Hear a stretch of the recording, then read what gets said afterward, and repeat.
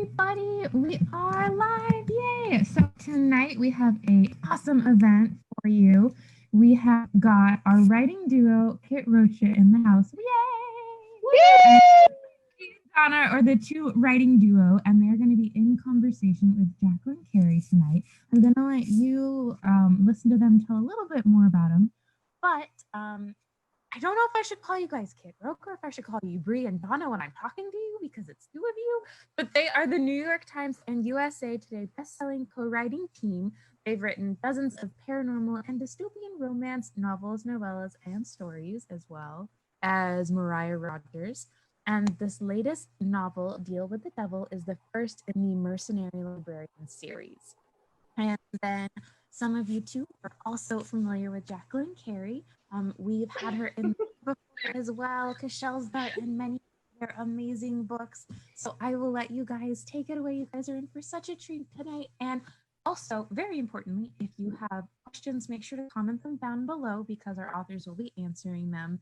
And if you would like to purchase the books tonight and support the authors, the link where you can purchase all of their books is going to be there for you as well, pinned in the comments. So have a good event, guys. Thank you. Thank you. Thank you, Constance. Yay! Hi, Jacqueline. How are you doing tonight? Hi, I'm good.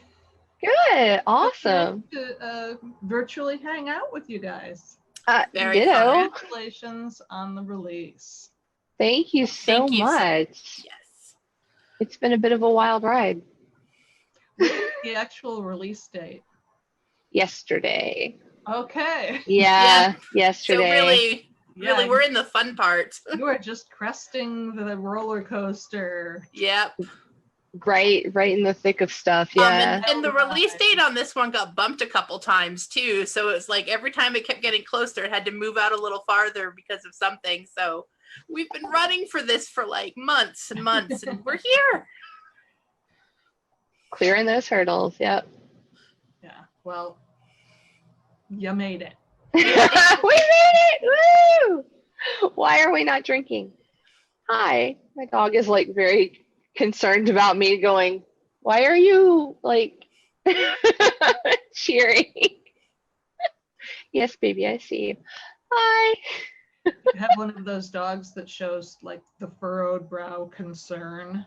Oh, he so does. His name is actually Grump because when he was a puppy, he actually has like a very wrinkled like face, and he has like a furrowed brow like constantly. Mm-hmm. And he would also make little like puppy noises. He would be like and so we called him Grump. And yeah, he definitely has the furrowed brow going on. But he's a sweet boy. Are you a sweet boy? I know, it's just rude to be talking to the dog that nobody can see because it's like, show us the dog.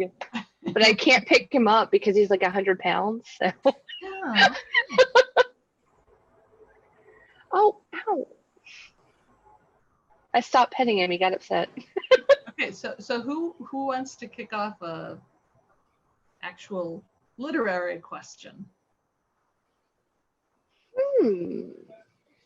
Well, I think first I wanted to say thank you for being here. Yes, it totally. is super exciting. Oh, thanks. My pleasure. We have so many readers who love your books. All of them. Many. Yes. All of them. We also wrote a series that had, a lot of tattoos and, some bisexual kink love and, love who you want to love. And so, of course, naturally, everybody loves you. So, which with good reason. It's nice to be loved. Yes. So I want to ask you, how did you feel the first time you saw someone with a fan tattoo? Because that is something that freaked me out the first time I saw it. It was like so much pressure. Yeah, the first real significant one, the guy had emailed me a photo of it. And I was still working a day job at that point because I didn't want to, count the chickens. And I remember I was working at this Christian college, and this image starts scrolling down, and it's a full back piece. Oh, that wow. goes not only all the way to down the spine, but the bottom tendrils curved gently around his naked buttocks. And I'm looking at this, and then I realize there's a window behind me with innocent little Christian students. Like, That is a good tattoo story. Awesome. And that was like the first one? Like the first one that you found out about? I think it was. Whole That's entree commitment. right like, there. I know. The whole back and around. In. Yeah, that's some devotion. Yeah. Well, Wow. he had been a sex worker and considered there to be something sacred in the calling for him. Mm-hmm. So the books really, really spoke to him. Yeah. Oh, God, I bet. Yeah. Oh, wow. That is really cool. That is awesome. Whenever I see them, I'm always like, please don't let me do anything that makes you want to cover that up. Yeah. Like, what if I write a book so bad they want to get a different tattoo? So I actually wanted to get a tattoo of a logo from one of our book series, and Bree wouldn't let me. I'm superstitious. I wouldn't let her do it until we finish the series. Because I felt like if she got the tattoo before we finish, she can go do it now. Oh, I can? Yes. Oh, well, thank you, Mom. Permission granted. Yes. Thank you so much. I grew up in a New England fishing village. I have a lot of strange superstitions. So. Yeah. Oh, well, yeah, that is true. You're very superstitious. Donna, do you want to talk about our book? You made me do it last night, so I'm making you do it tonight. That's true. That's true. I did make you do it. Mostly because it makes me very, very nervous, and I'm not really sure why. It's not like we haven't been telling people about this book for 2 years now, but something about it actually being in a place where they can access it and not just hear about it and go, oh, that sounds pretty cool. It's kind of, now they're going to judge whether or not it is in fact pretty cool.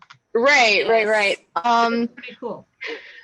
Well, Deal with the Devil was actually when we pitched the series, when we got the proposal together, when it wound up on Claire's desk, Claire Eddy, an editor we share at Tor. Hi, Claire. I hope you're watching. We love you so much. I think that we had heard back that she had read it, and she said something about, she said that it was like goose fat on toast. Only by the time, yeah, but by the time, meaning it was tasty, delicious, decadent sort of thing, obviously. But by the time it got back to us, our agent was like, I think it's duck fat on crackers or something. We're like, what? Does she like it or not? Is that good? Is that bad? We have no idea. But it functionally hasn't really changed since that first since her first experience with it, her first look at it, which is basically set in a future, not really United States anymore because the United States no longer exists. But there was a series of solar flares, very severe solar flares that knocked out big chunks of the power grid, and basically the federal government faltered and did not make it. And so in various parts of the country, that played out in different ways. In this series, in the Mercenary Librarian series, we are in the Southeast. And what happened there was that corporations basically stepped in to kind of fill the void, offering their services, obviously, to care for people, and of course, selflessly, absolutely selflessly, of course, yes, as they are. Of course, then when people were, on the hook, they did what they do. So basically, the series follows our mercenary librarians. We have Nina, who is the heroine of Deal with the Devil, and she and her little squad basically run a community library. And it is in many ways more than a repository for information, more than a place where people can come for information. They can also do things that I think people don't really realize you can do at libraries now. They come and they can, borrow equipment. Maybe if they need to, effect a repair on their home, they can come for community services. The kids can come and be entertained, with like movie night and things like that. Okay, but can I take my peaches to my local library to be freeze dried? Probably not. No, I think. No, see, they've got the 3D printers though, so I mean, we're getting there. Yeah, I am obsessed with libraries having 3D printers. I think that we're just almost to where that's going to be incredibly cool. Our local library has now offers 3D printing services. So, but no, I don't think they've gotten around to freeze drying the fruit yet. That's actually something that I really, really, really want to buy. I actually want to buy one of those freeze dryers. But I just, they're very expensive. Very expensive. I haven't looked into it myself. Oh, they are so pricey, but I really want one. I love freeze-dried fruit. It's not really a practical concern for me, but I really love those freeze-dried peaches. Bree, I forgot where I was in talking about the book. You're going to have to take over because I feel like I was rambling. That's okay. So, you talked about our squad, and then a man with dubious motives comes into her life, as they so often do. Those are the best kind. No, they're not, but they are. Only in fiction. A deal that's too good to be true. And she knows it's too good to be true, but she's pretty tough and can take care of herself. So she figures, let's see what happens. And they go on an exciting apocalyptic road trip together, all of them. And crazy hijinks happen. And I don't know if I want to spoil any more than that. Smooching happens. There's kissing and fights and betrayal and lots of cool things. And eventually, books. So we can't have the librarians without some good old-fashioned books. I like the way you sort of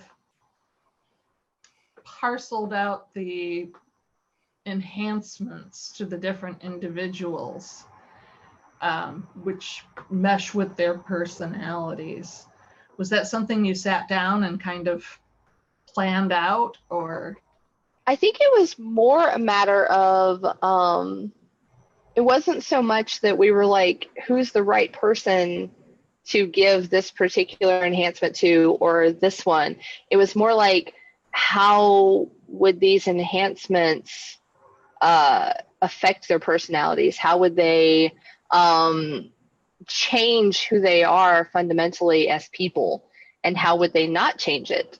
So, there are characters who seem it's so obvious that this person would wind up, with these incredibly, quick reflexes, et cetera, but it was really more, there's that whole idea of who you are kind of as a person and how much that is affected by people's perceptions of you and by how they treat you.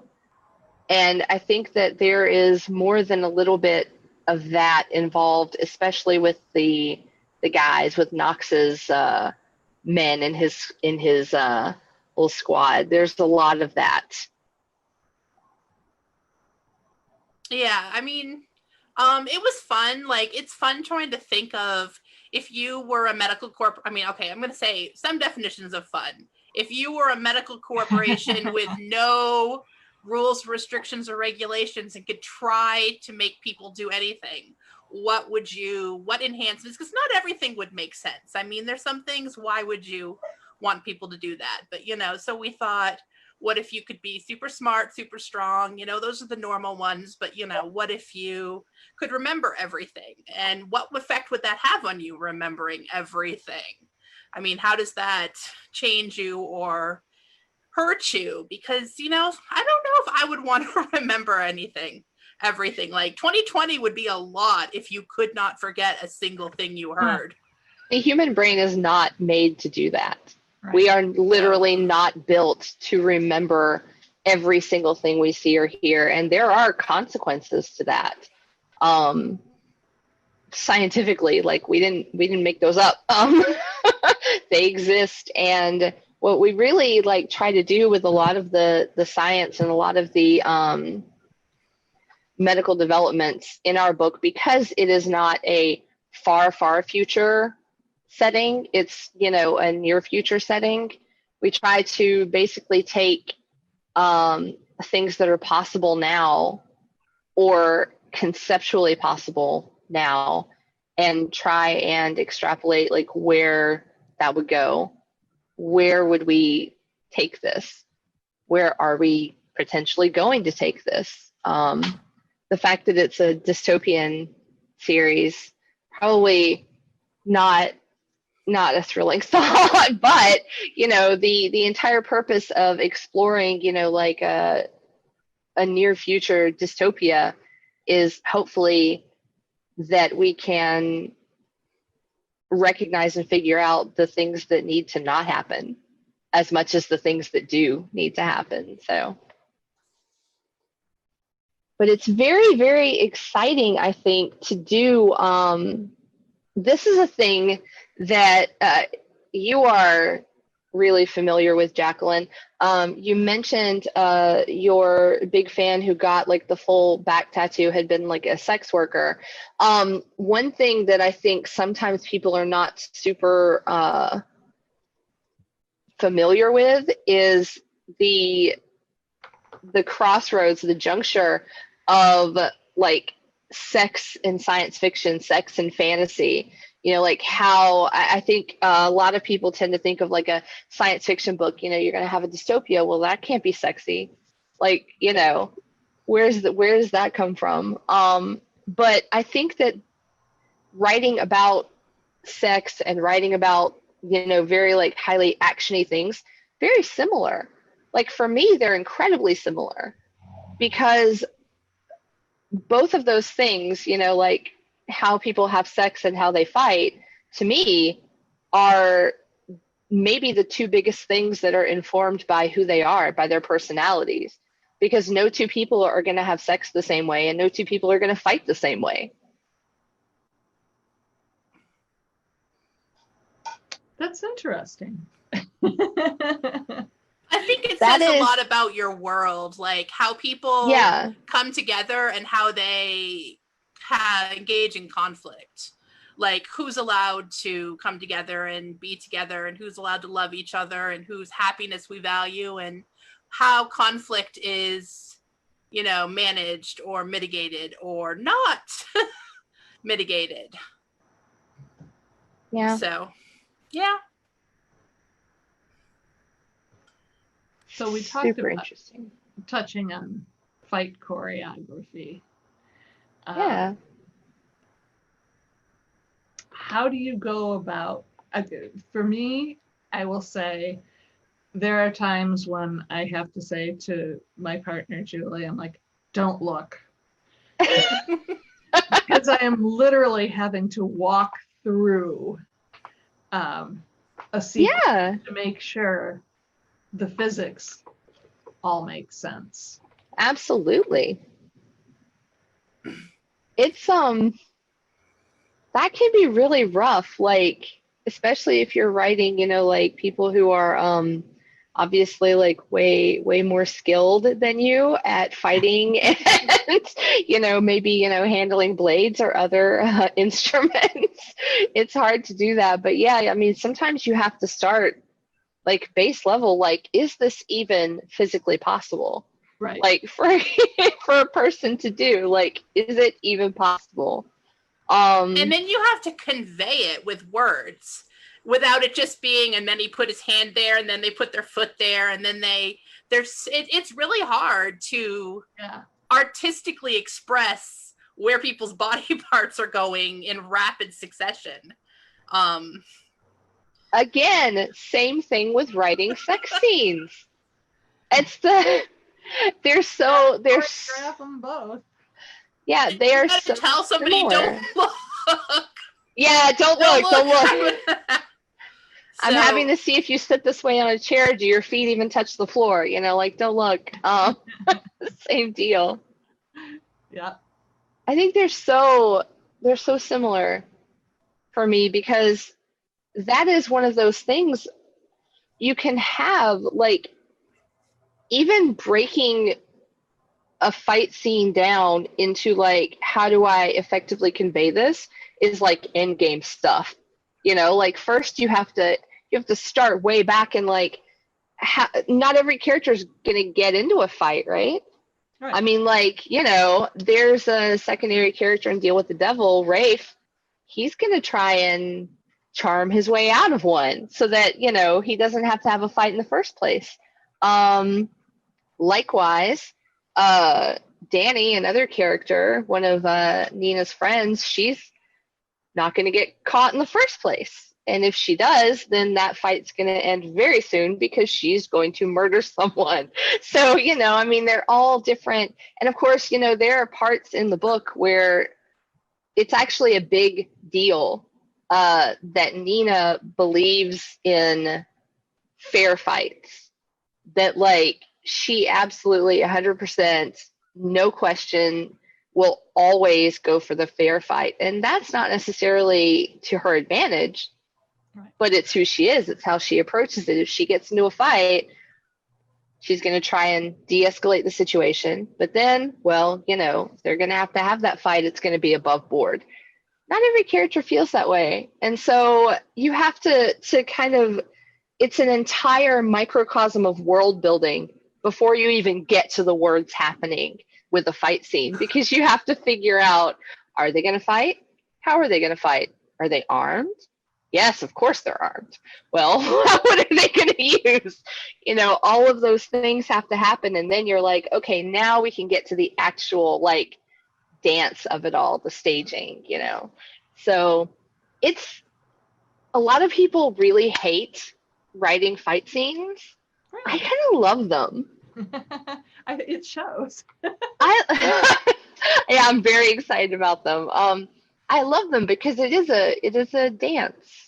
It's a sort of dance. Mm-hmm. And there can be beauty in it, not just in the actual, like, gracefulness of the fight or, you know, how it goes down, but in a completely, like, meta way, looking at it, it's like, oh, that is the absolute, it can be an encapsulation of, like, who a character is, to watch them basically fight for their lives. So I'm really excited. Bree's not quite so excited about fight scenes as I am. Okay, so my problem with fight scenes is that I'm sort of a wordy writer. I like convoluted sentences. Sometimes I get way in characters' heads. I love writing deep point of view. So sometimes pulling back for the action, because you don't want to bog a fight scene down with, like, nobody's sitting there thinking deep thoughts about their childhood while someone's swinging their fist at them, you know. Unless they are. I mean, I guess they could be. Unless they are. You know, most of the time, that's going to make it disconnect the reader from the action that's going on. And so it's hard for me sometimes I have to go back and say, no, okay, now take that out. So it's been a struggle for me. It's sort of against my instincts, but that's why having a partner is useful, because she's like, Bree, this fight is getting real thinky. Should it really be this thinky? That's a good adjective. Yeah, too thinky. Yeah, so I do think out and sometimes act out the actual choreography, but when it comes to putting it on the page, I think I'm a little more impressionistic. Mm-hmm. Mm-hmm. So that you have, your brain translates it to a graphic image, but if you actually look at the words, you're like, oh.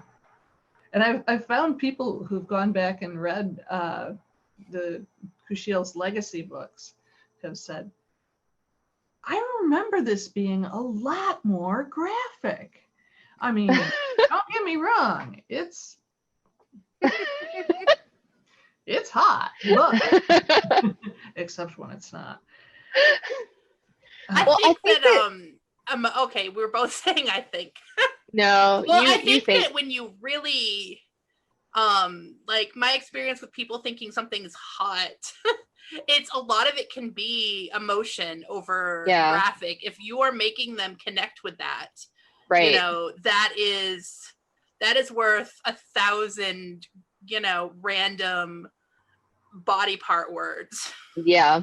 You know, you don't need that if you've got the real feeling behind it. No, yeah, that's absolutely, like, that's what I was going to say is, like, I'm not surprised that what people take away from some passages is that, like, that they remember them being way more explicit because they were basically, like, filling in the little explicit blanks that, you know, and I think that you use the absolute, like, perfect word for it. It's impressionistic. It's like your style is very, you're not exactly like saying what is happening. You're saying what's happening, you know? So it's like, there's and like how it's impacting them, what they feel about it, how it's changing them. Because I think that like scenes like that need to change the character or what's the point of them, you know?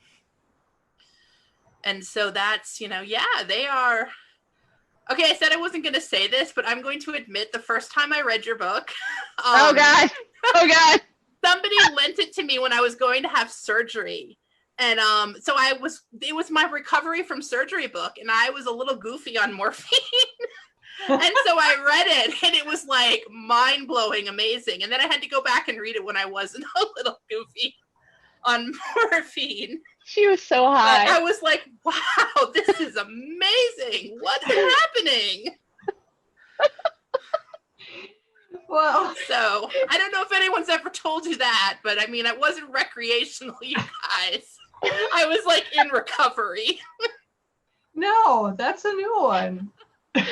You said you were going to be cool, Bree. You said you weren't going to have a fangirl meltdown. What are you doing? We agreed not to do that, okay? You only have one time where you've read somebody's book, you know, on morphine, and hopefully. So, no, it was amazing. And I mean, the emotion and stuff was great. And not fabulous, because of the morphine, no, just to be clear. No, but actually, it was probably a different experience reading it. I bet, it was mind-bending. So, and actually when Tor offered us a contract, you know, when we were thinking about, you know, selling our sexy, sometimes queer, sometimes kinky sex workers involved books. And they said, oh, well, you'd be working with Jacqueline Carey's editor. And I said, oh, she can deal with it. Oh, okay. This is good. So it was very much a question. Great peace of mind. Oh, good. We're like, oh, Claire. Okay, yeah, Claire.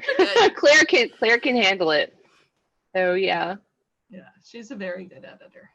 Incredible. She's fabulous. I cannot say enough stuff about Claire. I absolutely cannot. I'm like, sometimes I'm just like saying to like my husband or my kids, I'm like, Claire's fabulous. Like, you just don't even know. Have you worked with editors before? Yeah, we actually, our process for our like self-published books is not entirely different. It's actually not really functionally different from the process that we go through, like, you know, with Tor.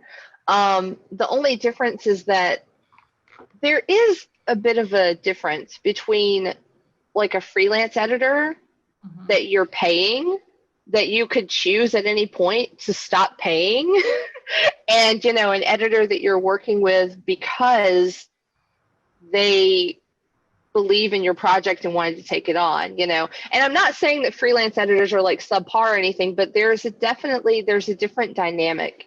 They have a different relationship to right. the material. Yeah. it's more of it. It feels more transactional, and it's not. I mean, they're both transactional. It's all jobs, but with an editor who has said to their, VP has said, "Oh, yes, I want this project." It's different. So, it's just a whole different vibe. But yeah, we've worked with editors before, but I mean, like Claire is a special special case. She's very good. She's fabulous. I keep saying fabulous, but she is. I can't say enough. Anyway, very fond of Claire. That's awesome. Me too. That's okay. So Yeah, I'm like super giggly. that's okay. Well, we could This is so probably go exciting. to some of the Q&A. I don't know when Constance is Yeah. going to jump back in, but I've seen a few questions popping up. Yeah, I was about to say, Jacqueline, if you guys want, I've got some questions set up in the chat for you guys to answer. Oh, nice. Just All take a right. minute to read them out for you. All right. Read them? Should we read them? Sorry, no, I hum. I'm a hummer. Sorry. I can read them out if you'd like, or if you want, you can read them out, whichever you prefer. Okay, I'll do this. Can you tell us a little bit about your new book and what the inspiration for it was?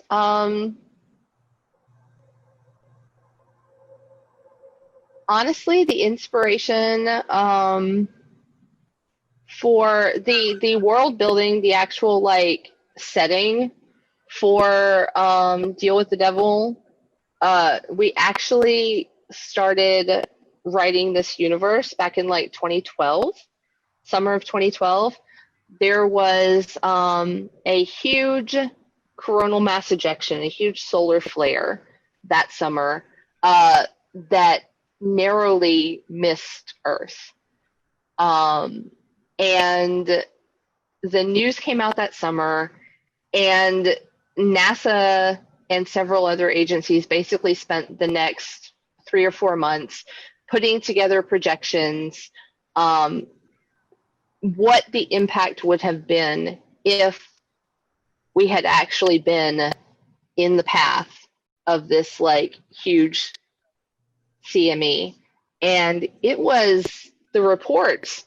We had already started writing and developing the Beyond series before we actually saw the report, but the report was mind-boggling. That was the inspiration for the setting itself way back when. What if it had not missed us? Big thing. For this particular book series, for this particular trilogy, we wanted to go to a brand new part of the former country, and where things were slightly different. Something that a lot of people don't necessarily know about the Southeast is that it's really big for like medical and biomedical research and corporations. And so we wanted to explore that. The obvious thing you're going to want to do there, you're going to want to look into things like implants, genetic engineering, biomedical advances beyond what we currently have. That was the inspiration. And then we were like, but make it superheroes. And that's what we did. Yeah. Make it conflicted superheroes. And Is there anybody who doesn't have a tortured background? I actually think that Rafe might be the least tortured. Rafe doesn't really. Rafe is sort of a happy. Yeah. We actually have tragic backstory. We put tags on our books on our website, and tragic backstory is a tag, and I think all 3 of them have the tag. Yeah, because so, but Rafe is pretty chill. He has a family and they're happy for now. So let's keep them hidden. We definitely don't want anyone to find them. Awfully close to spoiler territory there, Bree. I'm being good. Being good.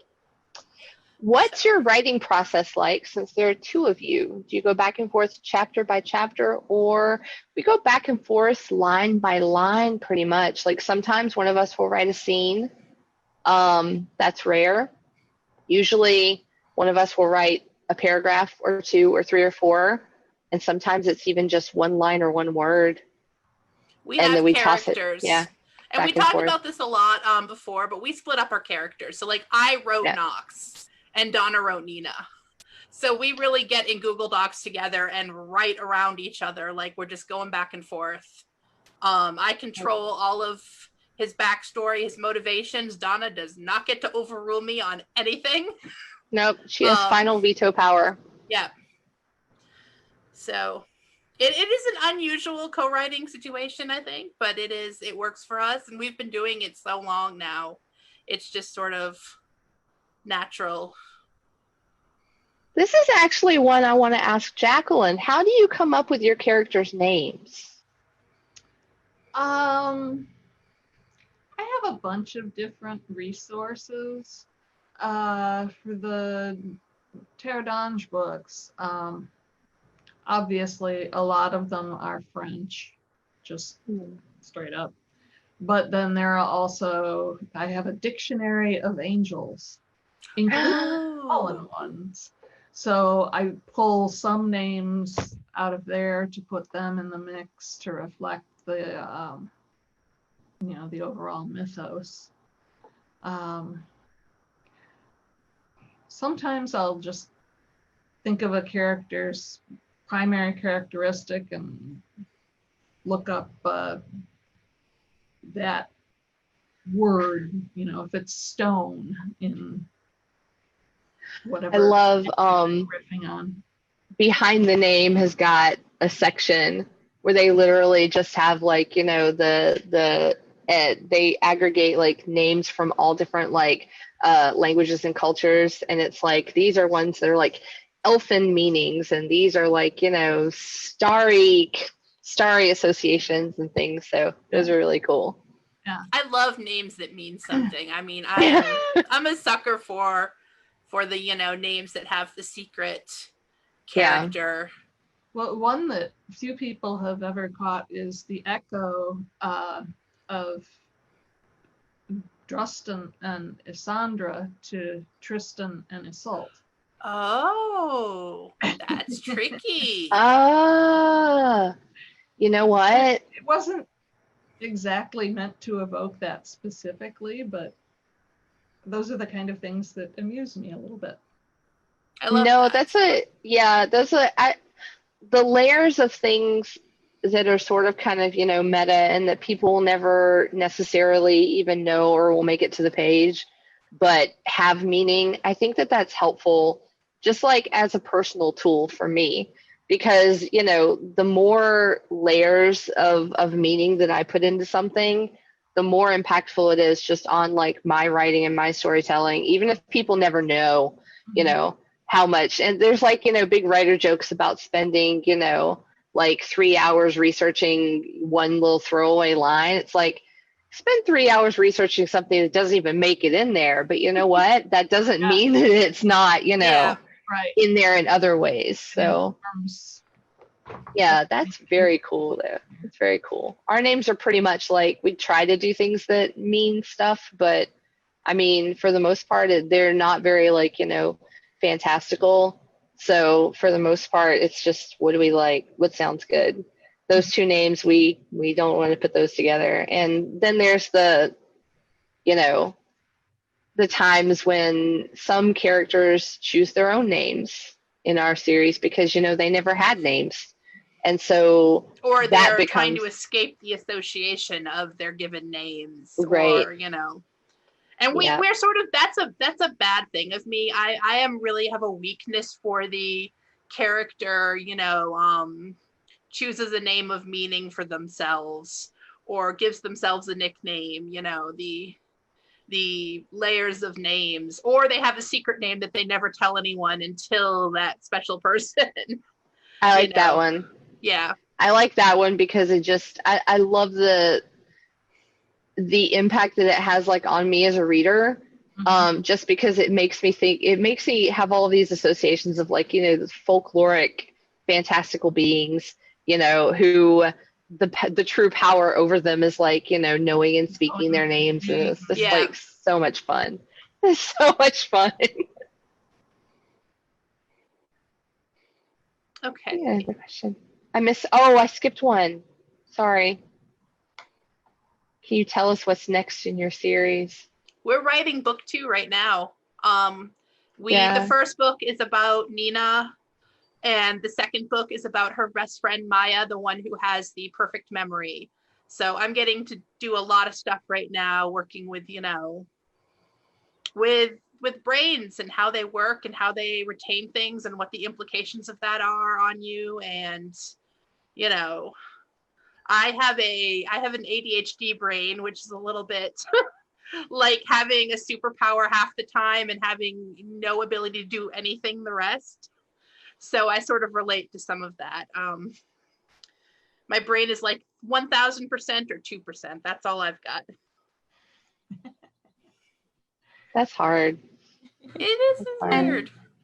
It looks like another question that we got to that kind of ties into that was there one character whose special abilities were hardest to write?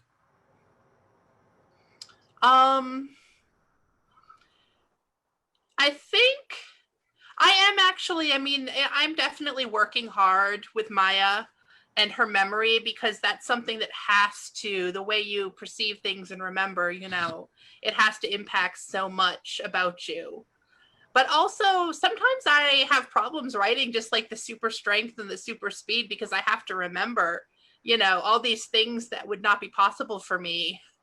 It trickles down to so many little things. Even if I think I just wrote a scene where, someone, constantly breaks things if they lose their temper or something. The world isn't really built for people who can, take a doorknob off by mistake if they twist it too hard. So that's something that I go back in sometimes and layer in on my second pass through. I think that mine is probably Danny, because she's basically gone through a process that sort of like rewired, hyperstimulated her nervous system. She has like really fast reflexes, and she has a side effect, which is that she doesn't feel pain. It completely like, the crossing of, the afferent and efferent effects of, all of the monkeying with her nervous system. She doesn't feel pain. And so that's something that was difficult to sort of just remember to write. It's not necessarily a case always, like Bree was saying, of like being able to write it. It's what are the things that you're not thinking of? What are the implications from when you're not actively going, okay, so she's gonna, move really fast or be the first person to respond to, a threat that happens. Well, that's easy, that's active. You're thinking about that. But Nina and Maya actually have a whole system. If they get into a fight, after the fight is over, they check Danny, they check her, make sure that she hasn't hurt herself. She hasn't sustained a wound or even, like cut herself while she was, fighting with somebody, because she can't tell, right?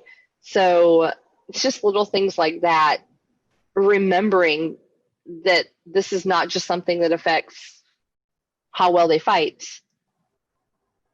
It's everything. Every single thing in their lives is all from top to bottom, all different. That actually makes me want to ask you, Jacqueline, because you've written a character who basically experiences pain differently. Yes. Was that something that was hard for you at first to like think out all the implications of?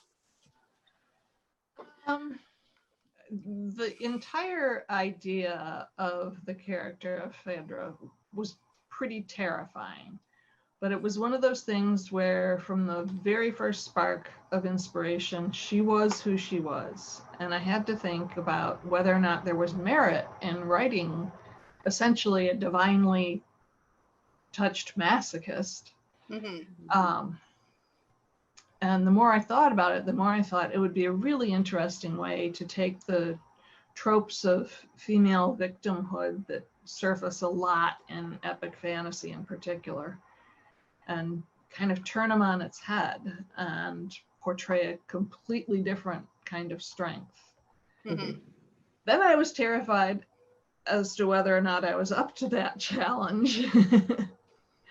Because it could go exploitative so very easily. But I felt like there's a tightrope there, and I think I managed to walk it. I think so. I mean, you did a great job, and it's intense, but she is unquestionably powerful, and the more they try to hurt her, the more power she has over them, and that is a deep subversion, I think, of the normal way that I mean, I think that I grew up reading epic fantasy, and I sort of drifted away from it in my early 20s because sometimes you just get really burned out on women being hurt. Yeah. It is, there's a lot of it out there. It's sort of that was the way it was in this mysterious era that we're all somehow writing about, even though we're putting dragons and magic and other stuff into it. But no people of color. No, just Oh no, impossible. So, what do you mean? What? That's not realistic. So I was, but I'm always happy. There's so much good stuff out there now. I mean, just amazing. And there always has been. I mean, most of the fantasy I read was always like written by women, there's always been so much of it. But yeah, I think that was like such you did walk an incredible tightrope with that. And it was, I think those are always the best books that really hit you. Don't look down. Books that hit That's you just the deepest, good advice. they're the ones that could have gone so wrong but didn't. Yeah.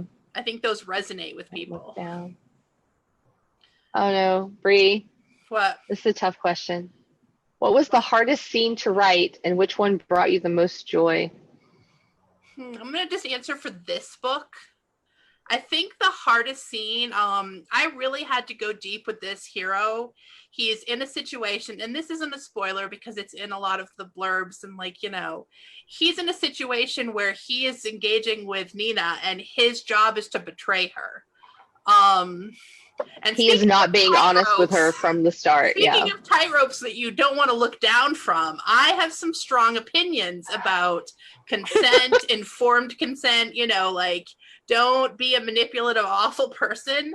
So I had to write this guy who was seeking to betray her and not engaging with her on the level, but also not have him be the worst person in the world. I had to have him really think his back was against the wall and feel like he had no choice, and then make the decision to not do it.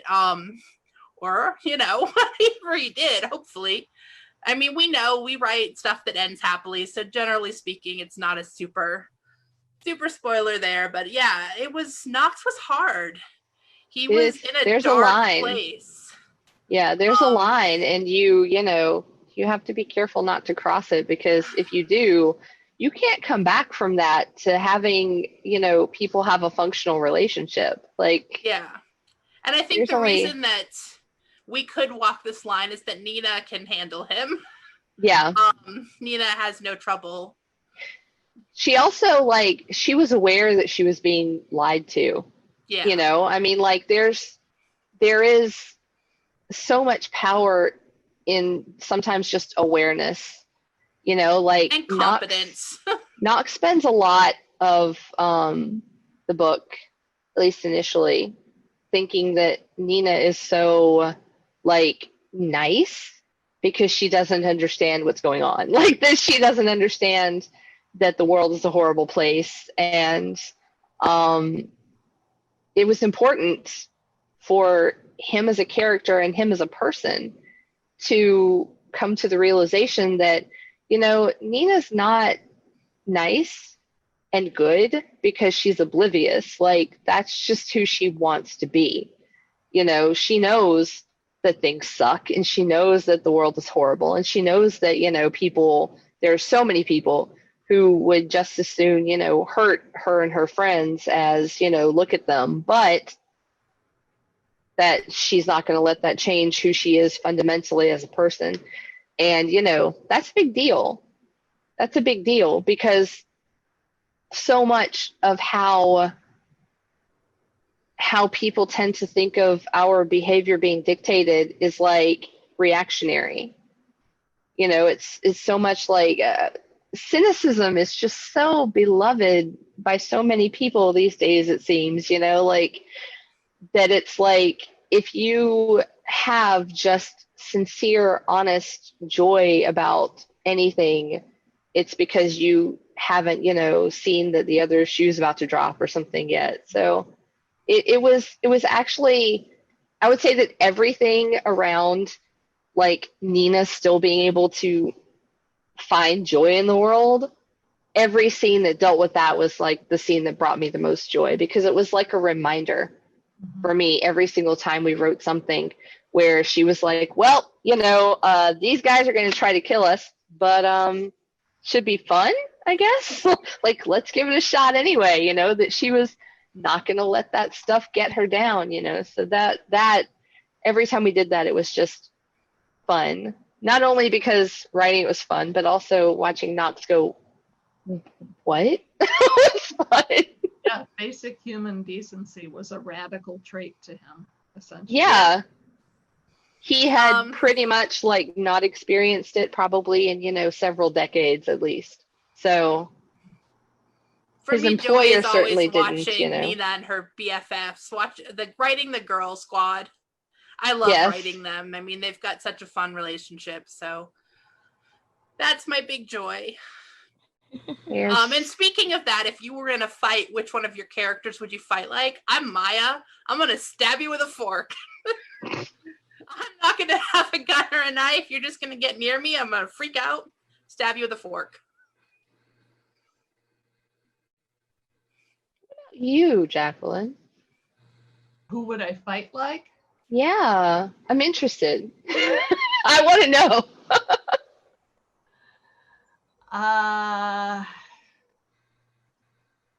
Man, I fake a lot of more expertise than I have.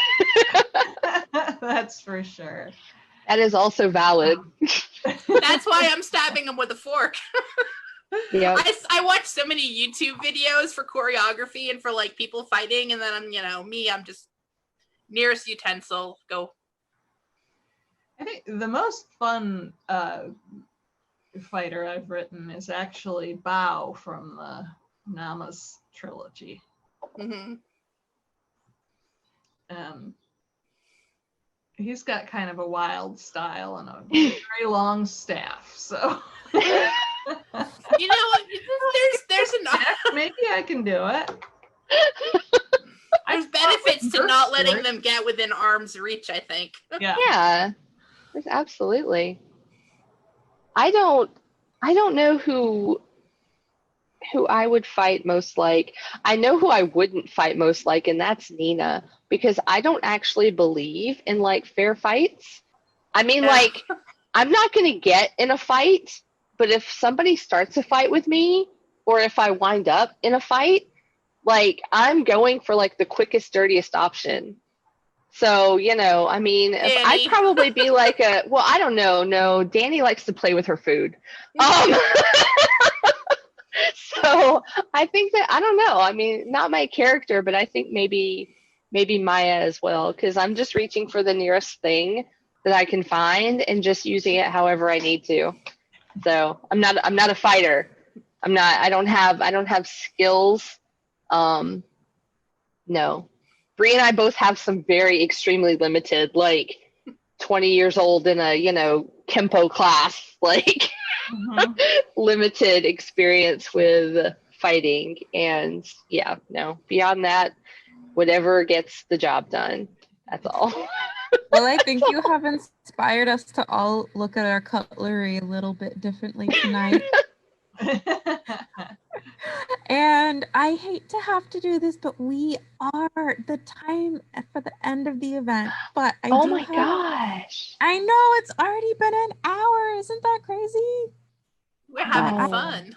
One Yeah. more question for you guys that is a perfect note to end on, and that is, what are you currently working on? What projects can you tell us about? And what readers can look forward to from you?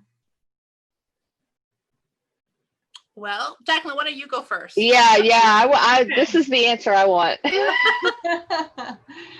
I am doing something that I always said I wouldn't do unless my muse changed her mind, and that happened. And I'm working on a book called Cassiel's Servant, which is a retelling of Cassiel's Dart from the point of view of Jocelyn. And I think that Claire told us about that, like on one of our phone calls. I'm I've excited. been putting out a lot of circles in my kitchen. Are you one of those people when you're thinking you go and do something else? I can be in motion, like going for a walk or a drive, but I can't do the laundry. Yeah. Well, we are doing a lot of pacing and thinking on book 2, and it is on for pre-order now, I believe, and it's gonna come next year. So I'm gonna do lots of thinking about Maya and her super brain. And wait, are we saying who Maya's hero is? I think I'm gonna not spoil that. If you want to know, Okay. you can go look on Amazon. All right. So I get to say nothing then. I gotcha. Okay. You're also working on that book. I'm also working on that book. I just can't tell you guys in what capacity. I'm not the spoiler queen. You are the spoiler police. Yeah. You have to be, because otherwise I tell people everything. I'm not allowed. So a book 2 and then a book that we never thought was going to come is coming, and I think you blew a lot of people's minds with that one, Jacqueline, based off of the response in the comment section. You know, the emoji where like the head just exploded. Yeah. We got. I love it. But it is that time of the night, so I am going to first and foremost say thank you so much to our amazing authors for joining us tonight. It was such a treat getting to hear you talk about your stories. And congratulations on your book birthday and everything. Thank you. All of our readers, right? Yes, huge virtual round of applause. And I know, you could just imagine I need like a button that we can press that will just do an applause. But thank you so much to all of the amazing readers and for all of your questions. I'm not in the camera. And for joining us tonight. And don't forget, you can purchase our authors' books at the link in the comment section. But have a good night, everyone. Bye. Thank you. Thank you so much, Jacqueline.